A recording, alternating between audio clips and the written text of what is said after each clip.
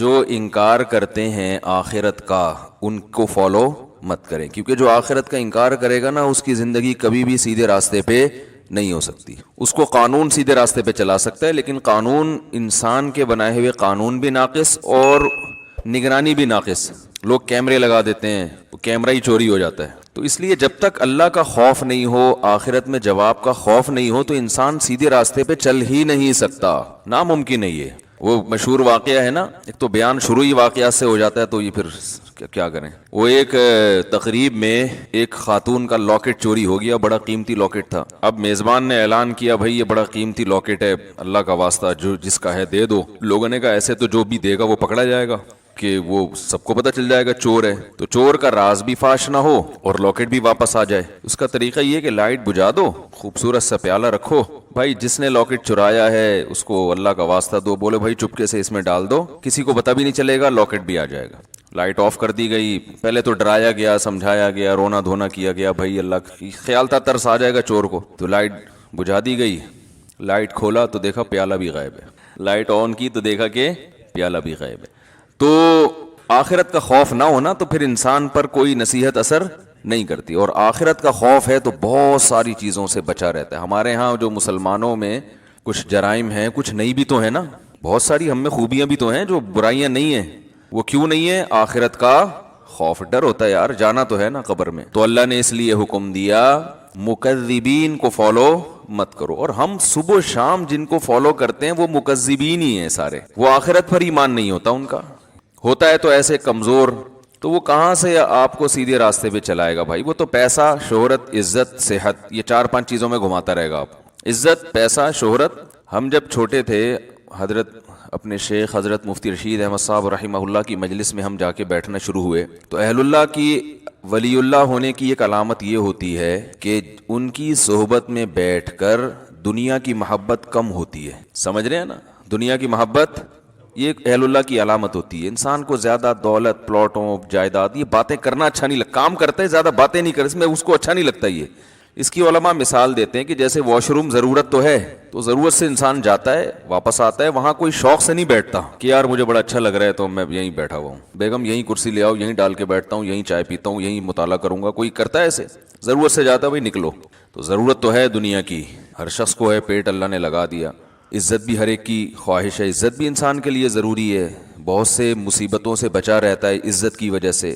صحت تو بہت ہی ضروری ہے، وہ تو ہم بھی بیانات کر چکے ہیں، اسلام کا حکم ہے صحت کی حفاظت کرو، لیکن ان چیزوں سے دل لگانے کی اجازت نہیں۔ دل بڑی قیمتی چیز ہے، یہ بہت سوچ سمجھ کے لگایا جائے گا۔ دیکھو دل ایسے کو دیا جاتا ہے جو دل کو پریشان نہ کرے۔ کیا خیال ہے؟ بات سے بات نکلتی ہے، موضوع چینج ہو جاتا ہے، سورہ قلم لے کے چل رہے ہیں، لیکن چلو یہ بات بھی تھوڑی سی کمپلیٹ کر دوں۔ سکون کہاں ہوتا ہے؟ دل میں نا۔ سائنٹیفک تو دماغ میں ہوتا ہے، میں بھی اس گہرائی میں نہیں جا رہا، کیونکہ بہت سے نا لوگ بیٹھے ہوتے کہتے ہیں بھائی یہ تو دماغ کی ساری، دل کا تو کام صرف پمپنگ کرنا ہے۔ تو شریعت نے تو ہر چیز کی نسبت دل کی طرف کی ہے نا، دل میں سکون، دل میں غور و فکر کرو، تو اس کی کیا وجہ ہے یہ ایک الگ ٹاپک ہے۔ ابھی میں اس پہ چلا گیا نا کہ بھائی اسلام نے دل کو کیوں متوجہ کیا کہ ان کے سینوں میں دل نہیں ہے، یا ان کے دل سخت ہو چکے ہیں۔ سخت تو اصل میں ان کی کھوپڑی ہوئی ہوتی ہے، دماغ سخت ہو گیا ہوتا ہے، اثر نہیں ہو رہا ہوتا، تو وہ ایک الگ بات ہے، اس کے میں اشکال کے جواب دے بھی چکا ہوں، ابھی میں اس طرف نہیں جاؤں گا۔ لیکن عام محاوروں میں نسبت دل ہی کی طرف ہوتی ہے، بھائی ہم نے تمہیں اپنا دل دے دیا، اس کے تمہارے دل میں اس کی محبت نہیں ہے، تو اس محاورے میں آپ کی دل سے جو مراد ہوتی ہے، میری بھی فی الحال وہی مراد ہے، تاکہ بات آگے چلے نا۔ تو سکون کا محل کیا ہے؟ دل۔ خوشی کا محل کہتے ہیں جگہ۔ خوشی کس جگہ پہ ہوتی ہے؟ دل میں ہوتی ہے۔ غم کہاں ہوتا ہے؟ دل میں۔ کہنا تم نے میرا دل دکھا دیا، تم نے تو آج میرے دل کو خوش کر دیا۔ تو انسان صبح و شام سکون کے لیے کوششیں کرتا ہے، خوشی کے لیے کوششیں کرتا ہے۔ تو خوشی کے لیے انسان کی جو کوششیں ہوتی ہیں، تو جب ان کوششوں میں کامیاب ہوتا ہے تو خوشی محسوس کہاں ہوتی ہے؟ دل۔ تو پتہ یہ چلا، دیکھیں انسان خوش ہوتا ہے اپنی محبوب چیز کے ملنے سے، ایسا ہی ہے نا؟ تو دل کب خوش ہوگا؟ جب دل کو اس کی محبوب چیز ملے گی۔ دل چاہ رہا ہے یہ کھا لو، کھاؤ گے تو خوش ہو جاؤ گے۔ دل چاہ رہا ہے یہ کر لو، وہ کام کر لیا تو خوش ہو جاؤ گے۔ دل چاہ رہا ہے کہ یہ چیز مل جائے، گاڑی مل جائے، مل جاتی ہے تو دل کیا ہوتا ہے؟ خوش ہوتا ہے. تو سارا جو مسئلہ ہے نا وہ ہے دل کا. تو یاد رکھیں کہ دل کو خوش کرنے کے لیے یہ ضروری ہے کہ اس کو اس کی محبوب چیز ملے. تو جن چیزوں سے دل کو پہلے سے محبت ہے نا وہ انسان کو ملتی نہیں ہے. ٹینشن والا مسئلہ یہ ہے. آپ کہیں بھائی جو اتنے لوگ خوش ہوتے ہیں ان کو ان کی دل کی پسندیدہ چیزیں مل جاتی ہیں تبھی تو خوش ہوتے ہیں نا. بھائی مسئلہ ایک دل میں بہت بڑا فالٹ یہ ہے کہ اسے اس کی جب محبوب چیز ملتی ہے تو اس کے دل میں اس سے زیادہ کی خواہش پیدا ہو چکی ہوتی ہے. سمجھ رہے ہیں بات کو؟ لہذا یہ پہلی مرتبہ میں تو اس سے خوش ہوتا ہے, اس کے بعد پھر یہ اس سے خوش نہیں ہوتا, اس سے زیادہ مانگتا ہے. ہمارے ایک دوست ہیں, اللہ نے ان کو مالی وسعت دی, وہ ایک زمانے میں بڑی غربت تھی, تو مجھے اپنا واقعہ بتا رہے تھے کہ یار جب ہم غریب تھے مدرسے میں پڑھتے تھے, کہتے ہیں تو میں نے اس وقت کہیں سے ہمیں یاد ہے ایک پراٹھا آ گیا کہیں صبح ناشتے میں سوکھی روٹی ملتی تھی. کہہ رہے ہیں وہ پراٹھے کے نا ہم سب طلبا نے ٹکڑے کیے, ایک ایک ٹکڑا ایک ایک پراٹھا سب کو ملا, یعنی پراٹھے کا ایک ایک ٹکڑا سب کو ملا. کہہ رہے ہیں یار اس وقت اس میں اتنی خوشی سے ہم نے وہ ٹکڑا کھایا ہے کہ اب انڈے مکھن میں وہ مزہ نہیں آتا. وجہ کیا ہے؟ اس وقت غربت تھی, اس وقت پراٹھے کی محبت تھی. یار صبح روٹی کھا رہے ہیں, کسی دن پراٹھا مل جائے تو ایک ٹکڑا ملا تو دل اتنا خوش ہوا جتنا کوئی ڈیفنس کلفٹن میں رہنے والا مکھن کباب پہ خوش نہیں ہوتا. تو کہنے لگا یار اب تو سب کچھ مل رہا ہے لیکن وہ خوشی نہیں ہوتی. تو وجہ کیا ہے بھائی؟ جب اس سے کم مل رہا تھا تو دل میں پراٹھے کی خواہش تھی, جب پراٹھا ملنا شروع ہو گیا تو اب خواہشات اس سے. یہ جو بڑے بڑے مالدار لوگ ہیں نا ہمارے, اکثر سیاستدان, سارے نہیں, یہ کباب پراٹھے پہ تھوڑی خوش ہوتے ہیں. ان کو آپ بریانی کھلا دو, ان کو سیخ کباب کھلا دو, ملائی بھائی, کیا یہ تو غریبوں کے کھانے ہیں. بھائی اب کیا کھانا ہے؟ آپ نے کباب بھی کھا لیے, پراٹھے بھی کھا لیے, آپ نے جو ہے وہ نہاری بھی کھا لی, بریانی بھی کھا لی, برگر بھی کھا لیا, پیزا بھی کھا لیا, ایسی ایسی خوراکیں, ترکی کی ڈشیں آپ نے کھائی ہیں, جاپنیز ڈشیں آپ نے, جو ان کا دل چاہتا ہے کھاتے ہیں, لیکن ان کو اس میں وہ مزہ نہیں آتا. یہ کہتے ہیں وہ جائیدادیں کھلاؤ اب ہمیں, یہ کباب یہ تو ڈیفنس کلفٹن کے عام مالدار لوگ کھا لیتے ہیں. یار یہ کیا ہے؟ اب یہ اتنے ارب پتی بن چکے ہوتے ہیں کہ ان کی نظر میں اب یہ کباب بریانی کی کوئی ویلیو نہیں رہتی. اب جو بڑے بڑے سیاستدان ہیں ان کی خواہش کیا ہوتی ہے؟ بھائی جائیدادیں کھلاؤ یار ہمیں. اور جائیدادیں بھی ایک سرجانی ٹاؤن کی نہیں چاہیے ان کو, یہ چائنا پٹی ہے تو غریبوں کی کرپشن ہے. جائیدادیں کچھ اسلام آباد کے کوئی پورا آدھا بحریہ ٹاؤن کھلا دو ہم کو. یہ اگر ان کو نہ ملے تو ڈپریشن میں چلے جاتے ہیں. عجیب مصیبت ہے. انسان ہمیشہ سے یہ حقیقت جانتا ہے کہ دل کی جب ایک خواہش پوری ہوتی ہے تو وہ اس سے بڑے کی خواہش اس میں پیدا ہوتی ہے. تو یہ عجیب بات ہے کہ یہ تو کبھی خوش ہو ہی نہیں سکتا. یہ ایک ایسی حقیقت ہے جس کو ساری دنیا کے سارے ماہرین مانتے ہیں, لیکن پھر بھی وہ دنیا سے محبت کرتے ہیں. تو بتاؤ کبھی ایسے دل کو سکون مل سکتا ہے؟ آج آپ کی خواہش یہ مل جائے تو جب وہ ملے گا نا تو اس سے آگے کی خواہش پیدا ہو چکی ہوگی, پھر اس سے آگے کی پیدا ہو چکی ہوگی. متنبی ایک شاعر ہے, اس کا بڑا زبردست شعر ہے, ما قضا احد منها لبانته ولن انتهى عرب الا الى عربی. اس دنیا میں کبھی کسی نے اپنی حاجت کو پورا کیا ہی نہیں ہے. پہلا شعر میں تو اس نے ایسا کہا کہ جس سے یہ لگا کہ یہ جھوٹ بول رہا ہے, یہ غلط کہہ رہا ہے, کیونکہ دنیا میں لوگ اپنی حاجتیں پوری کرتے ہیں. لیکن وہ کہہ رہا ہے ما قضا احد منها لبانته, کوئی ایک بھی متنفس اس دنیا میں ایسا نہیں گزرا جس کی خواہش اس دنیا میں پوری ہو گئی ہو. تو پہلا مصرع لگتا ہے غلط کہا اس نے, لیکن اگلے میں اس نے ڈیفائن کر دیا کہ کیوں پوری نہیں ہوئی. وَلَن تَهَا عَرَبٌ إِلَّا إِلَىٰ عَرَبِي. ایک خواہش پوری ہوتی ہے وہ دوسری خواہش کو جنم دے کے جاتی ہے. جیسے ایک کھٹمل مارو نا تو کھٹمل کی بو سے, اور پتہ ہے کبھی بھی, یہ ایک جنرل نالج کی بات بتا رہا ہوں, کھٹمل کو کبھی بھی جھٹمل نہ کریں. بعض لوگوں کا نظریہ کھٹمل جھٹمل, جیسی کھٹمل کو دیکھو مل دو, یہ بڑی خطرناک حرکت ہوتی ہے. کیونکہ جب آپ کھٹمل کو ملتے ہیں نا اس کے جو خون سے اسمیل ہوتی ہے اس سے اور کھٹمل آ جاتے ہیں. تو کھٹمل کو مارنے کے دوسرے سائنٹیفک طریقے اختیار کریں, جھٹمل والا طریقہ اختیار, اس سے اور کھٹمل, سنا ہے مشاہدہ بھی ہے کہ اور کھٹمل پیدا ہوتے ہیں. تو جتنے مارتے رہو گے وہ آتے رہیں گے. تو وہ دوا وغیرہ چھڑکیں یا کچھ اس طرح سے کریں. تو ما قضا احد منها لبانته ولن انتهى عرب الا الى عربی. ایک خواہش پوری ہوتی نہیں ہے مگر دوسری پیدا ہو چکی ہوتی. آپ دیکھو نا بچے کا تو شعور ہی نہیں ہوتا, اس کے تو والدین کی خواہشات ہوتی ہیں, اس کو تو ایک وقتی چیزیں ہوتی ہیں, یہ مل جائے وہ مل جائے. شروع میں کھلونوں کا شوق ہوتا ہے, وہ مل جائیں کتنا خوش ہوتا ہے بچہ, لیکن آپ کو پتا ہے 2-4 دن میں اس کھلونے سے بور ہونے لگتا ہے. اگر بور نہ ہوتا تو والدین ایک کھلونا بچے کو دلاتے, وہ بلوغت تک وہی کام آتا اس کے. کبھی ایسا ہوتا ہے ہر مہینے نیا کھلونا دلانا پڑتا ہے, اور وہ اس کا ڈیزائن بھی چینج ہو اور وہ ٹیکنالوجی میں بھی پہلے سے اچھا ہو. وہی والی اسی ٹائپ کی گاڑی دلا دی, بچے نہیں مانتے, یہ کیا, یہ تو ترقی نہیں ہو رہی. پھر جب وہ بالغ ہوتا ہے تو اس کی خواہشات بڑھ چکی ہوتی ہیں. اب اسے جھوٹی موٹی کی گاڑی نہیں چاہیے, اب اسے سچی مچی کی گاڑی چاہیے. بچپن میں تو گاڑی مانگتا ہے, ابا کھلونا لا کے دے دیتے ہیں, وہ اسی پہ خوش ہوتا ہے. اب اسے سچی مچی کی چاہیے. پھر جب اس کو گاڑی مل گئی تو پھر اس کو اس سے اوپر کی گاڑی چاہیے, گھر چاہیے, بنگلہ چاہیے, اچھی بیوی چاہیے, اولاد چاہیے. جب یہ ساری چیزیں مل گئیں تو ابھی اس کی خواہشات پوری نہیں ہوئی ہیں. پھر وہ اپنی اولاد کے لیے سوچنا شروع کر دیتا ہے, میری اولاد کو ایجوکیشن چاہیے. کمال کی بات ہے, آپ کو اولاد تو نہیں چاہیے لیکن اولاد کو ایجوکیشن چاہیے. آج کل تو یہ سسٹم چل رہا ہے. پھر اس کو ایجوکیشن چاہیے, پھر یہ چاہیے, پھر وہ چاہیے. ہوتے ہوتے ہوتے ہوتے مر جاتا ہے, اس کی خواہشات ختم نہیں ہوتی. کوئی ایک بھی دنیا میں ایسا نہیں کہ یار میں سارے کام کاج سے فارغ ہو چکا, اب میں مر جاؤں تو مجھے غم نہیں ہے. بلکہ جب مرنے سے پہلے سارے کاموں سے فارغ ہوتا ہے تو ایسے خاندانی قسم کے غم لگتے ہیں نا اس کو, وہ غم پچھلے تمام غموں کو بھلا دیتے ہیں. وہ بڑا غم صحت کا, شوگر, فالٹ ہے کوئی اس کے اندر, وہ اگر تھوڑا استغنا دکھائے گا تو وہ الٹا سمجھے گی. خیر بہت سارے حکام ہمارے رہ جاتے ہیں اگر ہم ایک ہی چیز کو ڈیٹیل میں لے کے چلیں. تو اللہ نے فرمایا کہ دو بندے بیٹھ جائیں, آپس میں صلح و صفائی کی کوشش کریں. اگر میاں بیوی میں سے دونوں اصلاح چاہتے ہوں گے, غلط فہمیاں دور کرنا چاہتے ہوں گے, یوفق اللہ بینہما, تو اللہ دونوں میں جوڑ پیدا کر دے. اس سے پتہ چلتا ہے کہ دونوں میں سے ایک بھی اگر شرارتی ہے تو پھر جوڑ پیدا نہیں ہوگا. ایک بات تو یہ ہو گئی. اچھا یہ یہاں ایک چیز اہم امپورٹنٹ یہ ہے کہ ایک بندہ بیٹھے, دونوں خاندانوں میں سے جرگہ نہ بٹھائیں. لوگ 2 بسیں بھر کے لے آتے ہیں. جتنے زیادہ لوگ کسی معاملے کو حل کرنے کے لیے بیٹھیں گے, معاملہ سلجھنے کے بجائے اتنا زیادہ الجھے گا. یہ خوب سمجھ لیں.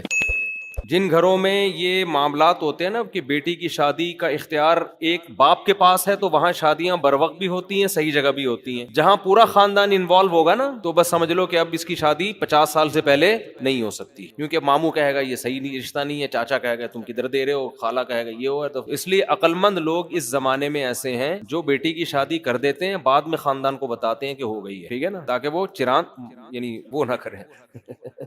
تو ایسی باتیں ممبر پہ مناسب نہیں ہے, لیکن ہو یہی رہا ہے, کیا کریں, بعض دفعہ نامناسب بات کرنی پڑ جاتی ہے, وہ بڑے مسائل ہوتے ہیں. خیر, تو ایک بندہ ادھر سے جو بندے دا پتر ہو اور ایک بندہ ادھر سے جو وہ بھی کیا ہو, یہ بندہ بھی میں اس لیے کہہ رہا ہوں کہ وہ بھی سمجھدار آدمی ہو. بیٹھیں گے تو اللہ مسئلہ حل کر دے گا دونوں کے درمیان. اس سے بھی یہ پتہ چلتا ہے کہ اللہ تعالیٰ یہ نہیں چاہتے کہ فوراً طلاق کی طرف جاؤ, اللہ پہلے گھر کو بسانا چاہتے ہیں. ایک اور حکم جو سورہ نساء میں بیان ہوا, بعض دفعہ یہ بھی ہوتا ہے کہ میاں بیوی ایک دوسرے سے حقوق لینے کی کوشش کر رہے ہوتے ہیں مگر کوئی دے نہیں رہا ہوتا, یہ اس کے حقوق میں گڑبڑ کر رہا ہے یا وہ اس کے حقوق میں. تو اللہ نے پھر ایک آپشن بیچ کا یہ بھی دیا ہے کہ بھائی طلاق سے بہتر ہے کہ صلح کر لو آپس میں. صلح کا مطلب کچھ حقوق سے دستبردار ہو جاؤ. بعض دفعہ یہ ہوتا ہے کہ شوہر کو بیوی سے نفرت ہے, وہ نہیں چاہتا کہ میں اس کے پاس آؤں, جب بھی آتا ہوں پڈا ہوتا ہے, وہ کوئی ایسی بات کہہ دیتی ہے جس سے اس کی کھوپڑی گھوم جاتی ہے. میں یہ قرآن کی تفسیر ہی بیان کر رہا ہوں. لوگ مجھے کہتے ہیں آپ قرآن کی تفسیر کے علاوہ باتیں کر رہے ہوتے ہو. یہ قرآن کی آیت ہے نا, وَإِنِ امْرَأَةٌ خَافَتْ مِنْ بَعْلِهَا نُشُوزًا أَوْ إِعْرَاضًا, اسی کی تفسیر ہے. تفسیر کا مطلب یہ ہوتا ہے کہ اپنے الفاظ میں اس کو ڈیفائن کیا جائے. اگر میں وہ قرآن کی آیتیں ہی پڑھوں گا وہ تفسیر تو نہیں ہوئی نا.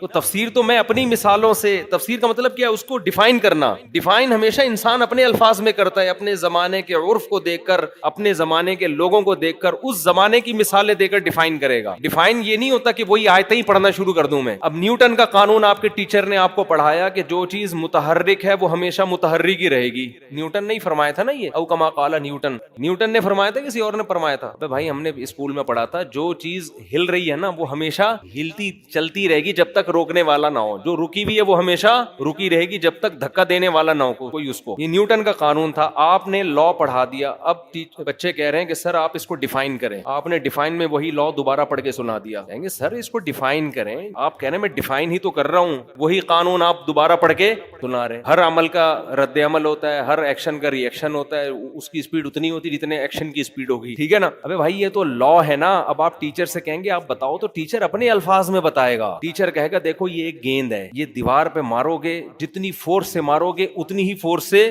واپس آئے گی. اب آپ کہو سر ہم نے آپ کو نیوٹن کا قانون پڑھانے کا گیند اور بلے کی مثالیں دینے کے لیے نہیں کہا. یہ میرے بیان کے ساتھ لوگ کمنٹس میں حشر کر رہے ہوتے ہیں کہ ان کو تفسیر کے نام پہ پتہ نہیں کیا چیزیں پڑھا رہے ہیں لوگوں کو. میں کمنٹس پڑھتا ہوں, جب بھی یہ تراوی والے بیانات کے بھی کمنٹس پڑھتا ہوں, میں ایسے نہیں ہو جاتا غافل کہ لوگ کیا کر رہے ہیں کہ بس ہم نے بیان اپلوڈ کر دیا ایسی کی تیسی جو جس پہ گزر رہی ہے. میں عموماً کمنٹس پڑھ رہا ہوتا ہوں کہ تبصرہ کیا ہے, لوگوں کا فائدہ ہو رہا ہے, نقصان ہو رہا ہے. اس میں بعض دفعہ مجھے میرے اصلاح کی چیزیں بھی مل جاتی ہیں. بعض کمنٹس ایسے ہوتے ہیں وہ نیگیٹو ہوتے ہیں لیکن ہوتے صحیح ہیں, تو مجھے آئندہ سدھرنے کا موقع مل جاتا ہے, تو میں وہ کمنٹس دیکھتا ہوں. بعض تو ایسے خاندانی کمنٹس ہوتے ہیں اسکرین شاٹ لے کے اپنے پاس سیو کر لیتا ہوں, سمجھتے ہو. تو انسان کو پتا ہونا چاہیے اس کی بات کا معاشرے پہ کیا اثر پڑ رہا ہے. دیکھو اچھا ڈاکٹر آپ کا علاج کرے گا, ایک ہفتے کی دوا دے کے کہے گا رپورٹ پیش کریں ہوا کیا اس دوا سے, فائدہ ہوا کہ نقصان. پھر وہ مناسب سمجھے گا تو ہفتے بعد دوا چینج کر دے گا, نہیں تو اسی دوا کو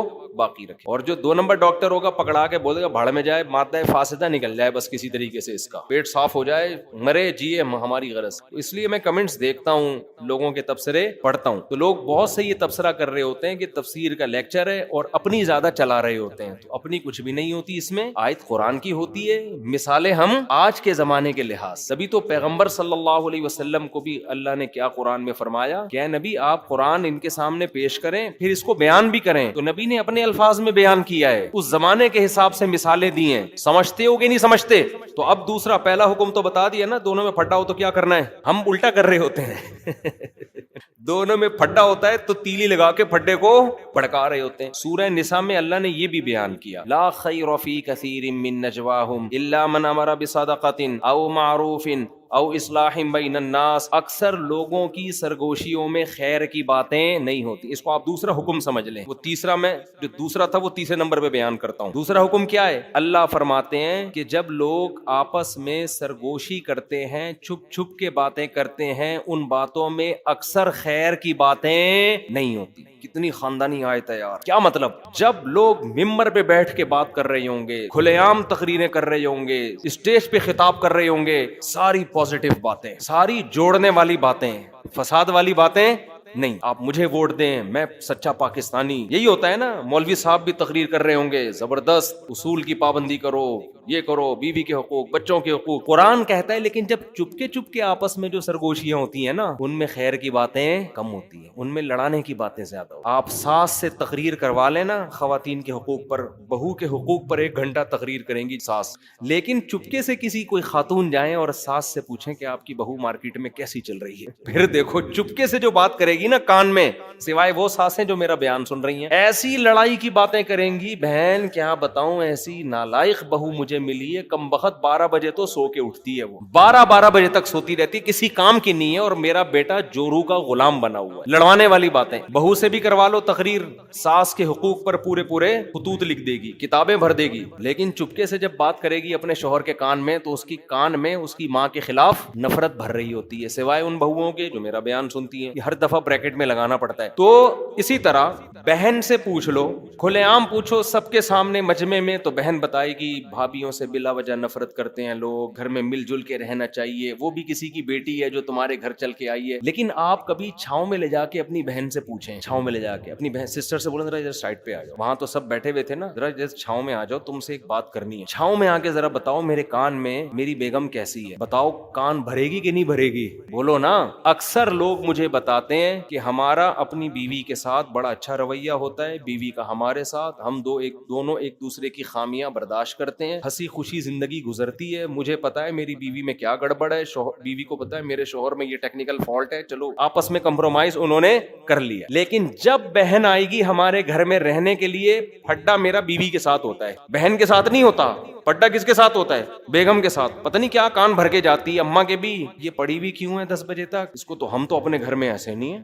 ہم تو بھائی صبح 8 بجے ناشتہ بناتے ہیں, اپنے سسر کو چائے پیش کرتے ہیں, ساس یہ پتہ نہیں کیا کر رہی ہے. او بھائی اگر آپ اپنے گھر میں بہت اچھے ہو تو یہاں بھی تو اچھے بنو نا. یہاں اچھا بننا یہ کہ کان نہ بھرو, کان نہ بھرو.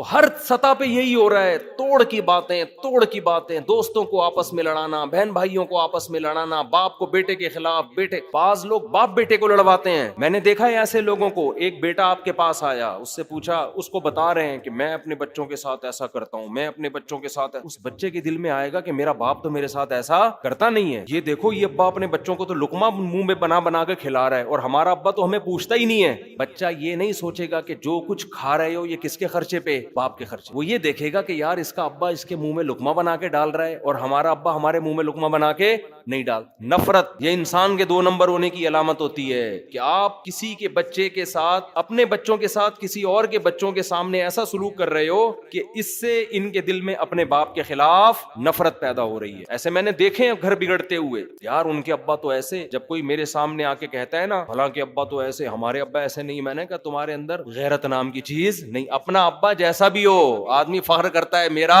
باپ ہے, اللہ نے مجھے یہ والا دیا سب سے اچھا ہے, میرے لیے یہی سب سے اچھا ہے. تو یہ اسی طرح عورتوں کو شوہر کے خلاف لڑوانا. بعض خواتین اپنے میاں کی تعریف کر رہی ہوتی ہیں دوسری عورتوں کے سامنے, میرے میاں تو ایسے اچھے ہیں. ویسے نہیں کریں گی کبھی میاں کے سامنے کہ آپ اتنے اچھے ہیں. دوسری عورت کو خراب کرنے کے لیے اپنے میاں کی تعریف. میرے میاں نے تو آج تک کبھی دوسری شادی کا نام نہیں لیا, جب بھی نام لو 3 دفعہ تھوکتے ہیں. وہ عورت کہے گی میرے میاں کا تو ٹاپک ہی یہی ہے. سمجھ گئے ہوگے کس کے میاں کی بات ہو رہی ہے. سمجھتے تو میرے ساتھ بھی عجیب معاملات ہیں, زیادہ نہیں فری کراؤں گا آپ لوگوں کو اس معاملے میں. خواتین کا مسئلہ ایسا ہے کہ جب کسی خاتون سے ملتی ہیں تو پھڈا گھر میں ہوگا. اپنی عورتوں کو دوسری عورتوں سے دور رکھو, ہنسی خوشی زندگی گزر, سوائے ان خواتین کو جو میرا بیان سن رہی ہیں. تو خیر مسئلہ پتہ ہے کیا ہے. اب دیکھو اصولی طور پر آپ کسی عورت کے سامنے اپنے شوہر کی تعریف کرو, اچھی بات ہے, لیکن ایسی تعریف کہ اس کے دل میں اپنے شوہر کی نفرت پیدا ہونا شروع ہو جائے. یہ تعریف نہیں ہے, یہ کیا ہے, فساد. شکر کرو بھائی, بتاؤ میرے میاں بہت اچھا, اللہ کا شکر ہے, اس میں تو اللہ بھی خوش ہوتے ہیں, لیکن اسٹائل یہ والا نہیں ہونا چاہیے کہ اس کے دل میں اپنے میاں کی نفرت پیدا ہو. تو قرآن نے دوسرا حکم کیا دیا, لا خیر فی کثیر من نجواہم. اکثر لوگوں کی, مردوں اور عورتوں, مردوں کو بھی اللہ نے, عورتوں کو بھی, اس میں سب برابر ہیں. مرد بھی جب دفتروں میں بیٹھ کے کانا پھوسی کرتے ہیں باس کے خلاف, مینجمنٹ کے خلاف, سامنے بیٹھ کے کمپنی کی ترقی کی باتیں کریں گے نا, سر ایسا میں پروجیکٹ لے کر آیا ہوں, کمپنی دیکھیں 1 مہینے میں کہاں سے کہاں پہنچ جائے, میں خیر خواہ ہوں سر آپ کا, میں یہ سارے 2 نمبر لوگ ہیں, میں ہوں آپ کا. سامنے بڑی اچھی باتیں. جیسے ہی باس جاتا ہے تو آپ دیکھو آپس میں کان میں کیسی باس کے خلاف غیبتیں شروع ہوتی ہیں کہ نہیں ہوتی. ابے سالا تنخواہ بڑھاتا نہیں ہے, نچوڑ کے رکھا ہوا ہے, صحیح ہے نا. اور پھر اپنی تنخواہ دوسرے کے سامنے شو کر کے اس کے دل میں ناشکری پیدا کرنا. ابے بتا تیری تنخواہ کتنی ہے؟ یار مجھے تو 30 مل رہے ہیں. ابے تجھے 30 مل رہے ہیں, میں بھی نیا آیا ہوں, 50 پہ آیا ہوں, ٹھیک ہے نا. اس کے دل میں نفرت پیدا ہو جائے گی, یار ہم اتنے پرانے ہو کے 30 کما رہے ہیں اور یہ سالا کل کا اور 50. پوری بات تھوڑی ہوگی بھائی اس میں قابلیت زیادہ ہے یا کم ہے. ہر جگہ ایک دوسرے کی ٹانگیں کھینچنے کے علاوہ کوئی اور کام رہا. ہم مدرسے میں پڑھتے ہیں, 20 سال سے میں جامعۃ الرشید میں ہوں, ہمارا بھی وہاں سے ایک وظیفہ ملتا ہے. اللہ کا شکر ہے میرے ساتھ 20 سال سے جو اساتذہ ہیں, مجھے کسی کے وظیفے کا تنخواہ کا نہیں پتا اس کو کتنی مل رہی ہے, نہ ان کو میرے بارے میں پتا ہوگا. ہمیں اس سے غرض ہی نہیں ہوتی بھائی اس کو 1 کروڑ ملے, 20 کروڑ ملے, 5 روپے ملے, 10 ملے, یہ ان کا معاملہ اور انتظامیہ کا. ہم نے یہ دیکھنا ہے ہمارا گزارا اس میں ہو رہا ہے کہ نہیں ہو, پتہ ہی نہیں ہوتا الحمدللہ ہمیں. تو دوسروں کے معاملات میں ٹانگ اڑانے کی کوشش نہ, اس سے فساد پھیلتا ہے معاشرے میں. میں نے ایک واقعہ سنایا تھا نا, میں ایک موبائل کی دکان پہ گیا, اب تو یہ ساری چیزیں رہ گئی ہیں, جب سے مشہور ہوا ہوں کہیں جانے کے قابل ہی نہیں رہا, ورنہ اتنا مزہ آتا تھا. تھوڑا گھومتے پھرتے بھی تھے نا, تو موبائل کی شاپ پہ گیا تو وہاں موبائل ٹھیک کروانے گیا. ایک بندہ کیا کر رہا ہے, جو بیٹھا ہوا ہے نا وہاں موبائل ٹھیک کرنے کے لیے, وہ ٹھیک کر رہا ہے. دوسرا جس کو بیچنے پہ لگایا ہوا تھا وہ اس کا کام آ کے دیکھ رہا ہے یہ ٹھیک کیسے کر رہا ہے. جو اونر تھا نا اس کو غصہ آ گیا, ابے تجھے موبائل بیچنے پہ لگایا ہے, تو اپنا کام کر, تو اس کے کام میں کیوں گھس رہا ہے. اتنی موٹی موٹی گالیاں انہوں نے نکالنا شروع کر. اب گالیاں آپ خود ہی گھر جا کے سوچ لیے گا, اس کی طرف میں اشارہ بھی نہیں کر سکتا. اس کو غصہ اس بات پر آیا کہ تو اپنا کام کر نہیں رہا ہے, اس کا کام فری میں سیکھنے کی کوشش کر رہا ہے. صحیح ہے نا, دیکھ رہا ہے یہ ٹھیک کیسے کر رہا ہے, تاکہ کل میں اپنی دکان کھول کے میں بھی کیا کروں. تو وہ مالک سمجھ گیا, جو اونر تھا نا شاپ کا, جو بزنس کا مالک تھا, وہ سمجھ گیا کہ یہ 2 نمبر ہی کر رہا ہے. بعض لوگ گھننے ہوتے ہیں, آپ کو لگایا سیل آؤٹ کرنے پر, سیل پرچیزنگ پر لگا دیا آپ کیا کر رہے ہو, گھننے بن کے بیچ کم رہے ہو اور دوسرے کے کام کو چیک زیادہ کر رہے ہو, اس سے سیکھ رہے ہو. بھائی سیکھنا چاہتے ہو نا, سیدھا سیدھا اس کو بتاؤ سر میں آپ سے یہ کام سیکھنا چاہتا ہوں, کہے گا ٹھیک ہے بھائی اتنی فیس دے دو میں آپ کو سکھا دوں گا. فری پھوکٹ میں سیکھنے کے لیے کیا ہو رہا ہے, جھانکا تاکی ہو رہی ہے, کر کیا رہا ہے یہ دیکھو کیا کر رہا ہے. اس کو اتنا اس شرارت سمجھ گیا نا, اس کی اتنی گالیاں دی نا اس نے, میں کھڑا ہوں گالیاں پہ گالیاں دیے جا رہے ہیں جیسے معین اختر کے ماموں نے جو گالیاں دی تھی. تو یہ بھی 2 نمبر ہی ہے. آپ کو جو کام لگایا آپ وہ کام کرو, آپ دوسرے کے کام میں ٹانگ نہ اڑاؤ. اگر آپ نے سیکھنا ہے تو آپ بتا دو بھائی ادارے کھلے ہوئے ہیں, یا اس کو بول دو یار تم مجھے سکھا دو, وہ کہے گا میں اتنے پیسے دوں گا آپ کو. خیر, تو جب بھی چپکے چھاؤں میں اور اس طرح شرارتیں ہوتی ہیں تو اللہ فرماتے ہیں لوگوں کی اکثر سرگوشی تو سمجھتے ہیں نا, اکثر سرگوشیوں میں خیر کی باتیں نہیں ہوتی, توڑ کی باتیں ہوتی ہیں. تو دوسرا حکم اللہ نے سورہ نساء میں کیا دیا, اور سورہ نساء میں اللہ یہ حکم اس لیے دے رہے ہیں کہ گھر جو ٹوٹتے ہیں نا وہ خواتین کی سرگوشیوں سے ٹوٹتے ہیں, اس میں مردوں کا کردار کم ہوتا ہے. گھر جوڑنا بھی کس کا کام ہے, عورت کا. توڑنا بھی کس کا کام ہے, عورت کا. تو گھر کی مالکن تو وہ ہوتی ہے نا, اس لیے اللہ نے اس آیت کا ذکر کہاں کیا, اس سورت میں جس کا نام ہی سورہ نساء ہے. تو اس میں خاص طور پر خواتین کو کہا جا رہا ہے کہ شوہر کو اس کی بیوی کے خلاف مت ورغلاؤ, ساس کو بہو کے خلاف مت ورغلاؤ, بہو کو ساس کے خلاف پڑوسنیں آ کے بتا رہی ہوتی ہیں تمہاری بہو ایسی, ساس کو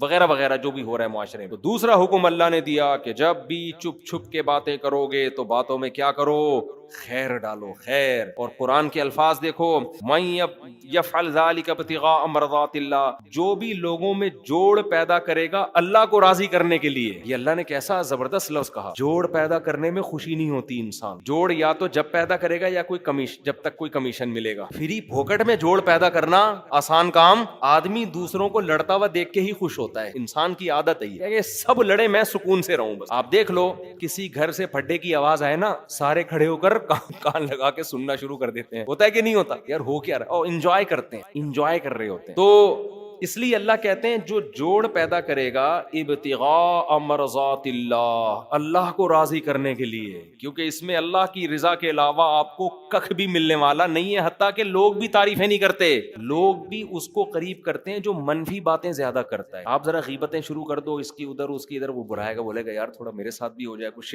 ٹھیک ہے نا, کیا کہہ رہے تھے, سنا ہے تم بتا رہے تھے وہ بندہ 2 نمبر ہے. لیکن اگر کوئی تعریفیں کر رہا ہے کہ وہ بھی ٹھیک ہے تو وہ بھی ٹھیک ہے تو وہ بھی ٹھیک ہے تو وہ بھی ٹھیک ہے, اب دفعہ ہو یہاں سے, فضول باتیں لے کے بیٹھ گئے, بورنگ. تو لوگ بھی نا توڑنے والوں کو, اور مشہور بھی توڑنے والے زیادہ ہوتے ہیں. یہ جو بعض لوگ یوٹیوب پہ مشہور ہو گئے نا, ان کی شہرت کی وجہ یہی ہے کہ وہ بھی غلط, وہ بھی غلط, وہ بھی غلط, وہ بھی غلط, وہ بھی غلط. لوگوں نے کہا یار یہ حق پرست آدمی ہے, یہ مشہور ہو گئے. اگر یہ کہتے کہ امام ابو حنیفہ بھی ٹھیک ہے, امام شافعی بھی ٹھیک ہے, امام بخاری بھی ٹھیک ہے, اور علماء دیوبند بھی ٹھیک ہیں, اور بریلوی والے بھی بہت سے اچھے ہیں, اور اہل حدیث میں بھی کچھ اچھے لوگ ہیں, اور دیوبند میں بھی کچھ اچھے, سارے تو دیوبند میں بھی اچھے نہیں ہیں کہ آپ سمجھے کہ دیوبند کی بات آئی تو آدھے کر دیا. تو ہر قوم میں بھائی اچھے بھی ہیں, ہر قوم میں کیا ہیں, برے لوگ بھی ہیں. تو اب بجائے اس کے کہ برے لوگوں کی برائیوں کو ہائی لائٹ کیا جائے, ان کے نظریات کو بیان کر دو نا. نام لے لے کے فلاں آدمی نے یہ ارشاد فرمایا, الو کا پٹھا 1 نمبر کا, فلاں آدمی نے یہ کہا ہے 2 نمبر. ابے بھائی یہ کہنے کی کیا ضرورت ہے, آپ بولو یہ نقیدہ کیا ہے, یہ برا ہے. دیکھو قرآن کیا کہہ رہا ہے, وَلَا تَسُبُّوا الَّذِينَ يَدْعُونَ مِن دُونِ اللَّهِ, ان کے بتوں کا نام لے لے کے برا مت کہو,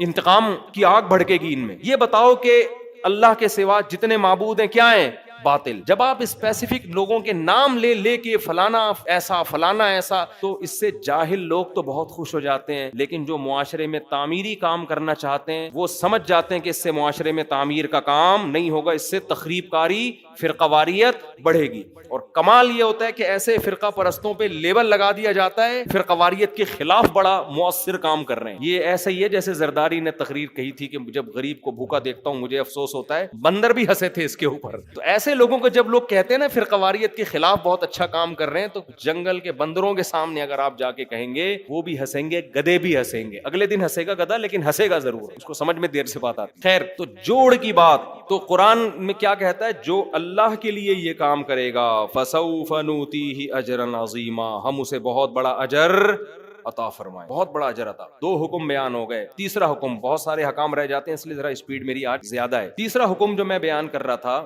جو دوسرے نمبر پہ بیان کر رہا تھا, وہ تیسرے نمبر پہ, کہ اگر میاں بیوی آپس میں ایسی ان کی بن رہی ہے کہ ایک دوسرے کو دیکھنا ہی پسند نہیں کر رہے, مسئلے ہی حل ہی نہیں ہو رہے کم وقتوں کے, میاں گھر میں آتا ہے, بیگم ایسی بات کرتی ہے کہ یہ 2 فٹ غصے سے اچھلنا شروع کر دیتا ہے, واپس چلا جاتا ہے کہ میں آیا کیوں, یا شوہر میں کوئی ایسا فالٹ ہے کہ عورت کو وہ بالکل بھی اچھا نہیں لگا. کوئی بھی وجہ ہو سکتی ہے اس کی, بدبو بہت ہے. بعض ایسے بھی میاں مارکیٹ میں ہیں, خواتین جب میں فون اٹھایا کرتا تھا بتاتی تھی ہمارے میاں صفائی کا خیال نہیں کرتے, کہتی وہ ادھر ہی پڑا رہا ہے بس دوسرے کمرے میں. تو کوئی بھی وجہ ہے, تو طلاق سے بہتر کیا ہے, ایک آپشن اللہ نے دیا, سلوح کا راستہ اختیار کر لو. کچھ حقوق ایک دوسرے سے دستبردار ہو جاؤ. سمجھتے ہو کیا ہو جاؤ؟ دستبردار. مثال کے طور پر آپ جب گھر میں جاتے ہو, کسی کی بیوی بہت ہی بد اخلاق ہے, بعض ہوتی ہیں جب بات کریں گی آدمی کے کھوپڑی تمیز سے بات ہی نہیں کرتی, جو خواتین بیان سن رہی ہیں ان کے علاوہ. بعض دفعہ مرد ایسے ہوتے ہیں بدتمیز ایک نمبر کے, جب آئیں گے یہ ہوڑی ہوڑا شروع کر دیں گے. اب ڈر یہ ہے کہ یار اگر یہ دونوں اسی طرح چلتے رہے نا تو ان میں ڈیورس لازمی ہوگی, ورنہ یہ ایک دوسرے کو مار دیں گے جان سے. تو ایسی صورت میں کمپرومائز کا راستہ اختیار کیا. کیا راستہ اختیار کیا جائے؟ شوہر یہ کہہ سکتا ہے بھائی تمہارے اخلاق ایسے میں سے میں افورڈ نہیں کر پا رہا. جب گھر میں آؤ پڈا ہوتا ہے, اب ڈیورس دوں گا مجھے بھی نقصان ہے اور تمہیں بھی. مجھے کیا نقصان ہے بھائی, مجھے ٹھیک ہے تم خوبصورت ہو یا کوئی اچھا خاندان ہے تمہارا, مجھے مرد جب طلاق دیتا ہے تو اس کو بھی دوبارہ ملنا آسان. بد اخلاق ہے لیکن خوبصورت اتنی ہے کہ لٹو ہوئے ہیں وہ, اس کے اوپر لٹو ہوئے ہیں, کہہ رہے ہیں بھائی یہ ہے. ہوا ایسا ایک صاحب کی بیوی بڑی خوبصورت تھی, بس وہ بد اخلاق بہت تھی, انہوں نے طلاق دے دی. دوسری خوش اخلاق بہت ملی مگر ان کو پسند ہی نہیں آ رہی. کہہ رہے یار وہ بد اخلاق اچھی تھی یار, کہہ رہے مجھے اچھی نہیں لگ رہی ہے بالکل. خیر ہم نے ان کو سمجھایا کہ اس کو گزارا کرو, اللہ کا شکر ہے وہ خوش ہیں, بچے ہیں ان کے. تو ایسی کنڈیشن میں آپس میں کیا کیا جائے, فلا جناح علیہما ان یصلحا بینہما صلحا. آپس میں کیا کر لو, سلو. سلو کسے کہتے ہیں؟ کچھ حقوق لو کچھ حقوق چھوڑ دو. دوسری شادی میں عموماً اس کی ضرورت پڑ جاتی ہے. اب ایک ہمارے دوست تھے ڈیفینس میں, ان کی پہلی بیوی کیا تھی وہ میں بتاؤں گا تو وہ پکڑے جائیں گے, لوگ سمجھ جائیں گے ان کی بات ہو رہی ہے. وہ بہت ہی اعلیٰ خاندان, اتنی اعلیٰ خاندان میں بتاؤں آپ کو تو آپ کہیں گے واقعی یہ بہت ہی اونچا خاندان ہے, لیکن وہ پکڑے جائیں گے اس لیے میں نہیں بتا رہا. میں تو نہیں چاہتا نا کوئی رنگے ہاتھوں پکڑا جائے.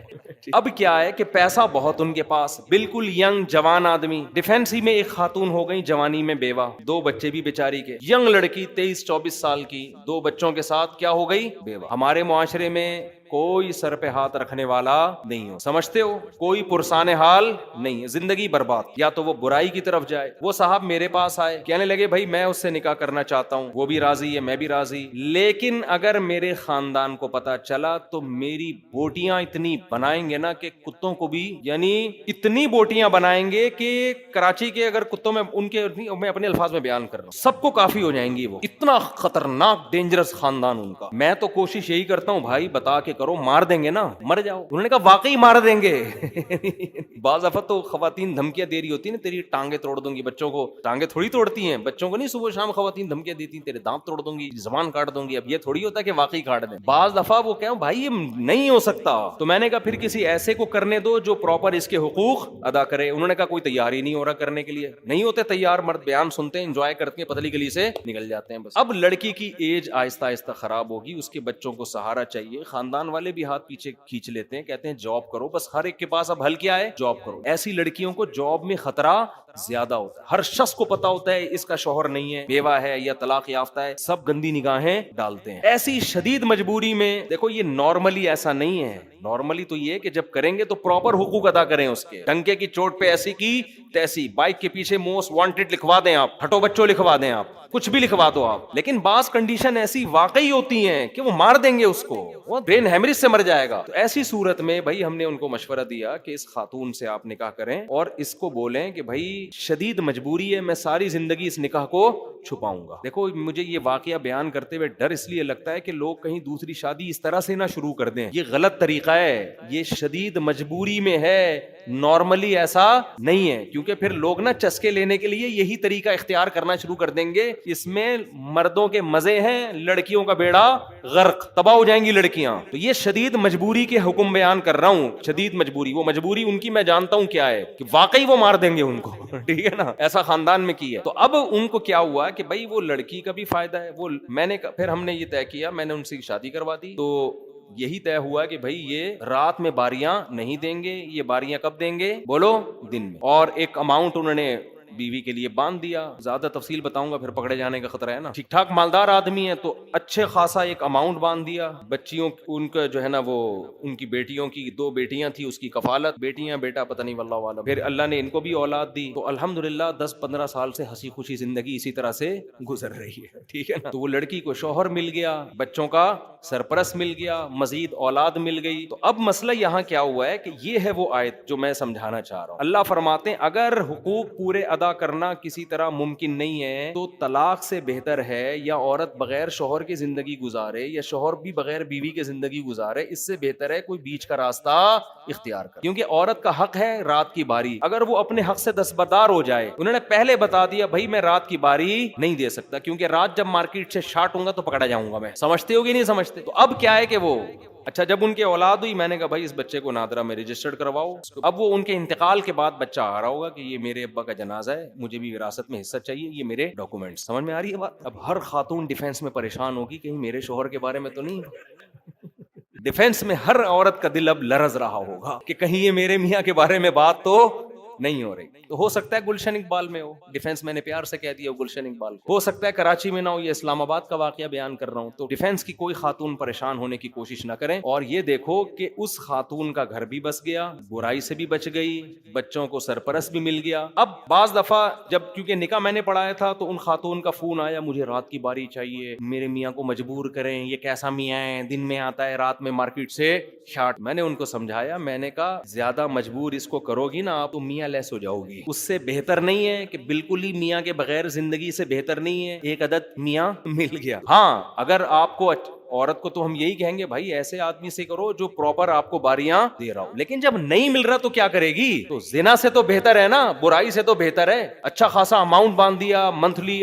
وہ کہاں اتنا جاب کر کے کما سکتی تھی؟ تو یہ ہے وہ آیت جو میں آپ کے سامنے بیان کرنا چاہتا ہوں، یہ مجبوری میں جائز ہے، تو یہ شادی سے پہلے بھی جائز ہے، شادی کے بعد بھی۔ شادی کے بعد بھی بعض دفعہ ایسے ہوتا ہے کہ میاں بیوی میں پھڈے ہو رہے ہیں، جھگڑے ہو رہے ہیں، ایک دوسرے کی شکل دیکھنا نہیں چاہ رہے، تو پھر سلو کا طریقہ یہ ہوتا ہے کہ بھائی چونکہ شکل دیکھ کے جھگڑے شروع ہوتے ہیں تو یہ دونوں میاں بیوی بن کے زندگی گزاریں گے، ایک دوسرے کے حقوق ادا کریں گے، شکل دیکھنے پر پابندی ہے یہ ان میں سلو کروائی ہے۔ میاں جب آئے گا تو منہ ادھر کر کے بیٹھے گا، اور خاتون کو یہ کہا جائے گا کہ چونکہ جب آپ بات کرتی ہیں تو پھڈا شروع ہوتا ہے تو بات کرنے کی اجازت نہیں، پرچے پہ لکھ کے دے دیا کریں، پرچے پہ لکھ کے دے دیا کریں۔ تو ایک خاتون اور میاں بیوی کا ایسے ہی جھگڑا ہوا تھا تو بات چیت بند ہو گئی تھی، تو شوہر نے بیوی کو یہ کہا پرچے پہ لکھ کے دیا کہ مجھے صبح 8 بجے اٹھا دینا آفس جانا ہے، میں نے کیونکہ ہمیشہ جب بات کرتے تھے لڑتے تھے نا تو پیپر پہ بات چیت شروع ہو گئی، پیپر پہ آدمی کتنی گالیاں لکھ کے دے سکتا ہے کسی کو، تو ان میں یہ طے ہوا کہ ہم آئندہ بات چیت کس طرح کریں گے، پیپر پہ۔ تو شوہر نے بیوی کو لکھ کے دے دیا صبح 8 بجے وہ اٹھا دینا، صبح 12 بجے اس کی آنکھ کھلی ہے، غصے میں بن بنا کے بیٹھا، بیوی کو پرچے پہ لکھ کے دیا، کم بخت اٹھایا کیوں نہیں تو نے مجھے؟ بیوی نے پرچے پہ لکھ کے دیا، تکیے کے نیچے پرچہ پڑا ہوا ہے، جب پرچہ اٹھایا اس پہ لکھا تھا 8 بج گئے اٹھ جائیں 8 بج گئے ہیں اٹھ جائیں۔ تو بہرحال طلاق سے بہتر کیا ہے آپس میں کوئی ایسا معاہدہ کر لیا جائے، کیونکہ طلاق کے سائیڈ ایفیکٹ بہرحال زیادہ ہیں، اس سے بچنے کے لیے اللہ نے یہ راستے دیے۔ یہ نارمل لوگوں اچھی بلی زندگی کو خراب نہ کریں آپ، جن کی خراب ہو چکی ہے ان کے لیے ہے کہ مزید خراب ہونے سے بہتر ہے کہ کوئی بیچ کا راستہ اختیار کر لو۔ یہ ایک اللہ نے حکم بیان کیا سورہ نساء میں۔ اچھا اور بھی بہت سارے احکام ہیں سورہ نساء میں۔ یتیم کا مال کھانے پر بہت شدید وعیدیں ہیں۔ یتیم کا مال کیسے کھایا جاتا ہے؟ بڑا بھائی چھوٹے بھائی کی وراثت کھا جائے، بڑا بھائی چھوٹی بہن کی وراثت کھا جائے۔ یاد رکھو کسی کا انتقال ہو گیا اور اس کی بیوی کو پریگنینسی تھی، 1 دن کا حمل تھا، اس حمل کا بھی وراثت میں پورا حصہ ہے، اس کو لڑکا فرض کیا جائے گا اور لڑکے کا حصہ نکال کے رکھا جائے گا۔ اگر لڑکی ہو گئی تو آدھا کم کر کے بانٹ دیں گے، ورنہ اس کو کیا فرض کریں گے؟ لڑکا۔ اور اگر ٹوئنز پیدا ہو گئے تو دوبارہ سے تقسیم ہوگی وراثت، تو اس حمل کا بھی شریعت نے حصہ رکھا ہے۔ وراثت کے احکام میں آج بہت زیادہ کوتاہی ہے۔ عام طور پر بعض علاقوں میں ایسا ہوتا ہے کہ بڑا بھائی وہ باپ کی ساری وراثت پہ قبضہ کر کے اس کو جیسے چاہے اڑاتا رہتا ہے، چھوٹوں کو پتہ ہی نہیں ہوتا، ان کو عید بقرعید پہ بس کھلایا پلایا جا رہا ہوتا ہے۔ اور بہنوں کا حصہ تو گاؤں دیہاتوں میں تو رواج ہی نہیں ہے بہنوں کا حصہ دینا، تو قرآن نے یہاں عورت کی وراثت کھانے کو منع کیا۔ دیکھو غیرت کے ساتھ زندگی گزارو، خدا کی قسم مزہ نہ آئے پیسے واپس۔ جو آدمی 5 روپے کی لالچ کرتا ہے 5 کروڑ کی بھی وہی کرتا ہے، اور جو 5 کروڑ کی لالچ نہیں کرتا وہ 5 روپے کی بھی لالچ نہیں کرتا۔ ایک زندگی میں اصول بنا لو کہ میرا پیسہ صرف وہ ہے جو میرا ہے، کسی کی جیب میں کیا ہے، آپ کی بیوی کے پاس کہاں سے پیسہ آتا ہے، اس کے باپ نے اس کو کیا دیا، اس کے پاس کتنا سونا ہے، اس سے بے غرض ہو جاؤ آپ۔ بہت سے مرد اپنی عورتوں کو تنگ کرتے ہیں، تمہارے پاس اتنا پیسہ ہے کہاں چھپا کے رکھا ہوا ہے، تم بتاتی نہیں ہو، تمہارے باپ نے تمہیں اتنا دیا، تمہیں وراثت تمہیں اتنی ملی، کہاں چھپا کے رکھا ہوا ہے۔ چھوڑو یار، تمہارا تھوڑی ہے وہ، تم اپنی ذمہ داری ادا کرو، آلو پیاز ٹماٹر کی عید بقرعید کی اپنی ذمہ داری ادا کرو۔ بولو بھائی مجھے اللہ نے مرد بنایا، گھر کا سربراہ بنایا، مجھے جو اللہ دے گا، جو میرے حقوق ہیں وہ میں پورا کروں گا۔ عورت پر کو اللہ نے مال دیا لیکن اس مال میں شوہر کا حق بالکل بھی بولو نہیں، یہ اللہ کا قانون ہے بنایا، اس مال میں شوہر کا حصہ مرنے کے بعد تو ہے, زندگی میں نہیں ہے, کوئی حصہ نہیں ہے اس. حتیٰ کہ بچوں کا بھی ٹوٹل خرچہ کس کے اوپر ہے؟ باپ پر. وہ بھی شریعت نے ماں پر نہیں ڈالا. ہاں عورت کے لیے فضیلت ضرور ہے کہ وہ اپنے شوہر پہ خرچ کرے گی تو ڈبل ثواب ملے گا اس, لیکن مرد مطالبہ نہیں کر سکتا, وہ اپنے اختیار سے اپنے میاں کو دے دے کہ آپ بھی اتنا خرچ کرتے ہیں تو مجھے اللہ نے مال دیا ہے, کبھی ضرورت ہو تو آپ کی خدمت میں, جناب کی خدمت میں, ٹھیک ہے نا. عبداللہ بن مسعود رضی اللہ تعالی عنہ کی زوجہ حضرت عبداللہ بن مسعود بڑے مسکین تھے. ہمارے نبی صلی اللہ علیہ وسلم نے خواتین کو ترغیب دی صدقہ خیرات کی, تو حضرت عبداللہ بن مسعود کی زوجہ حضرت زینب وہ نبی کے گھر آئیں اور پوچھا یا رسول اللہ. اچھا انہوں نے حضرت عبداللہ بن مسعود سے پہلے پوچھا کہ میں آپ کو صدقہ دے سکتی ہوں, آپ میرے شوہر ہیں, کیا نبی سے آپ جا کے پوچھ لیں گے؟ عبداللہ بن مسعود کو شرم آئی کہ میں اپنے بارے میں کس سے جا کے پوچھوں؟ نبی سے, کہ میری بیوی مجھے پیسے دینا چاہتی ہے, کیا اس کو صدقے کا ثواب ملے گا؟ غیرت تھی صحابہ نے فرمایا میں نہیں پوچھوں گا جا کے, یہ مجھے شرم آتی ہے اس سے ایسا پوچھتے ہوئے, تم نے پوچھنا ہے تم ہی جا کے پوچھو. لیکن ان کو کہا کہ نام نہیں بتانا, کہ میرے بارے میں, ایک حیا آتی ہے نا انسان کو, میرے بارے میں نہیں بتانا, ایسی کامن مسئلہ پوچھنا. تو حضرت زینب چلی گئی رسول اللہ صلی اللہ علیہ وسلم کے گھر پہ. حضرت بلال خادم تھے, باہر نکلے, کون ہو کیوں آئی ہو, نام نہیں بتایا. بتایا کہ بھائی ایک عورت اپنے شوہر پہ اگر پیسے دیتی ہے تو اس کو صدقے کا ثواب ملے گا کہ نہیں ملے گا؟ نبی نے پوچھا نام پوچھ کے آؤ, کون پوچھ رہی؟ نبی نے فرمایا حضرت بلال سے نام پوچھ کے آؤ, ٹھیک ہے نا. اب وہ چاہ رہی تھی کہ نام نمایاں نہ ہو تاکہ شوہر کے راز فاش نہ ہو نا. ہوتا یہ ہے نا کہ جو عزت دار لوگ ہوتے ہیں وہ نہیں چاہتے اس طرح شوہر کا نام فاش نہ ہو, تو انہوں نے پھر صرف اپنا نام بتایا, زینب. پوچھو زینب آئی ہیں, تو تاکہ مدینہ میں تو بہت ساری زینب نام کی عورتیں تھیں. حضرت بلال نے جا کے نبی سے عرض کیا یا رسول اللہ جو خاتون مسئلہ پوچھنے آئی ہیں ان کا نام ہے زینب. آپ نے فرمایا ایو زینب, کون سی زینب؟ مدینہ میں تو زینب نام کی خاتون بہت ہیں, ان سے پوچھو کون سی زینب. شاید نبی اس لیے بھی پوچھنا چاہ رہے تھے کہ شوہر کا تو پتہ چلے, کس شوہر پہ خرچ کرنا چاہتی ہیں, شوہر کا تو پتہ چلے. تو حضرت بلال نے آ کے پوچھا, نبی پوچھ رہے کون سی والی زینب؟ پھر انہوں نے فرمایا کہ عبداللہ بن مسعود کی بیوی. حضرت بلال نے جا کے بتایا, نبی تو خوش ہوئے, وہ تو چاہتے تھے عبداللہ بن مسعود پہ خرچ ہو. تو آپ نے فرمایا حضرت بلال سے ان کو بتا دو تمہیں 2 اجر ملیں گے اگر اپنے شوہر پہ خرچ کرو گی, ایک صدقے کا اور ایک رشتہ داری جوڑنے کا. رشتہ داری جوڑنے میں میاں بھی تو آتا ہے نا, وہ بھی تو رشتہ داری ہے نا, وہ بھی کیا ہے. تو عورت اگر اپنے شوہر پہ خرچ کرے لیکن شوہر لالچی نہ ہو. جو لالچی میاں ہے نا ان کی عورتوں کو میں منع کرتا ہوں کہ اپنے شوہروں پہ خرچ کرو. پتہ نہیں لالچی لوگوں سے کچھ شاید ذاتی طور پر ہمیں کوئی بغض ہے. لالچی آدمی کو 5 روپے بھی کھلانے کا دل نہیں کرتا, اس سے اس کی لالچ اور بڑھتی ہے. مستغنی ہو آدمی, عورت کے مال پہ نظر نہ رکھے, پھر عورت کو چاہیے اس پہ بھی, بلکہ عورت کچھ اگر شوہر غیرت مند ہے عورت کو بولے بھائی میرا مال میرا ہے ہی نہیں, ہم اور آپ ایک ہیں تو مال بھی ہمارا کیا ہے, ایک ہے, آپ کو جب ضرورت ہو آپ لے لی. عورت کو تو یہی کرنا چاہیے, لیکن مرد کو چاہیے وہ اپنی بیوی کے مال پہ نظر بولو نہ رکھے. سمجھتے ہو کہ نہیں سمجھتے؟ ہاں ایک بات. دوسری بات یہ کہ عورت پر شوہر کا خرچہ بالکل بھی نہیں ہے, چاہے کتنی کروڑ پتی ہو. عورت پر اپنا خرچہ بھی شوہر کے ذمے ہے, چاہے جتنی کروڑ پتی ہو, اس کا اپنا خرچہ کس پر ہے؟ شوہر. لیکن علاج میں نہیں ہے ایسا. بعض خواتین کو یہ مسئلہ معلوم نہیں. جب عورت بیمار ہوتی ہے نا, علاج بیمار ہوتی ہے, اس کے پاس اگر پیسہ ہے تو شرعن اپنا علاج اپنے پیسوں سے لازم ہے. شوہر پر بیوی پر علاج کے لیے خرچ کرنا لازم نہیں. ہاں جب خرچ کرے جب بیوی کے پاس پیسے نہ ہو. سمجھتے ہو گے نہیں سمجھتے؟ اب عورت کروڑ پتی ہے, علاج آغا خان میں چل رہا ہے, میاں بیچارہ خرچ کر کے اس کے بنیان بک رہے ہیں مارکیٹ میں, سمجھ رہے ہیں نا, وہ بنیان سے بھی گیا. یہاں بعض خواتین کی طرف سے پھر زیادتی ہوتی ہے. تو علاج کا جو خرچہ ہے اگر پیسہ ہے, پیسہ نہیں ہے تو پھر تو شوہر کی اخلاقی ذمہ داری ہے, وہ بیچاری کہاں سے کرے گی. اگر اس کے پاس پیسہ ہے, دیکھو اگر عورت کے پاس 1 کروڑ روپے بھی ہیں, آلو پیاز ٹماٹر کا خرچہ پھر بھی کس کے ذمے ہے؟ شوہر کے ذمے, چاہے وہ رکشہ چلا رہا ہو, کیونکہ یہ نان نفقے میں آتا ہے. علاج نان نفقے میں نہیں آتا, سمجھتے ہیں؟ نان نفقہ کس کے ذمے ہے؟ شوہر کے ذمے, چاہے وہ غریب ہے, لیکن علاج نان نفقے میں نہیں آتا. ہر آدمی کا علاج اصل میں اس کے اپنے پیسوں سے ہوتا ہے. جیسے آپ اگر مر جائیں گے نا تو آپ کے کفن دفن کا خرچہ سب سے پہلے آپ کے خرچے پہ ہوگا, تبھی وراثت میں سب سے پہلے کیا نکالا جاتا ہے؟ کفن دفن کا خرچہ. تو اسی طرح بیماری میں علاج کا خرچہ سب سے پہلے کس پر ہے؟ آپ پر. آپ کے ابا بیمار ہیں تو ان کا علاج سب سے پہلے ان کے پیسوں سے ہوگا. اماں بیمار ہیں تو اماں کا علاج سب سے پہلے اماں کے پیسوں سے ہوگا. بھائی بیمار ہے تو بھائی کا علاج سب سے پہلے بھائی کے. آپ بیمار ہیں تو آپ کا علاج سب سے پہلے آپ کے پیسوں سے. وہ ختم ہو جائیں پھر ادھر ادھر تعاون ہوگا. تو یہ بھی ایک اہم ترین مسئلہ ہے جو ہماری خواتین کو معلوم نہیں ہے. ایک افراط و تفریط ہے نا, یورپ میں شوہر اپنی بیوی کو 5 روپے کی چائے بھی نہیں پلاتا, اور ہمارے ہاں پورا ہی نچوڑ لیا جاتا ہے میاں کو. تو اعتدال اس میں ضروری ہے. تو اس لیے خواتین کو بولو کہ جب علاج ہونا تو پھر پہلے اپنے پیسے